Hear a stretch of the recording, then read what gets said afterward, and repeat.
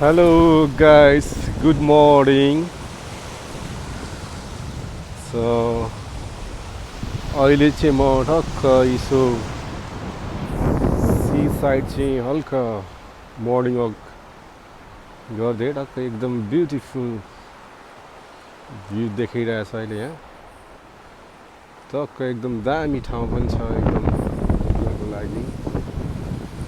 so now let's go to the work एकदम दामी छ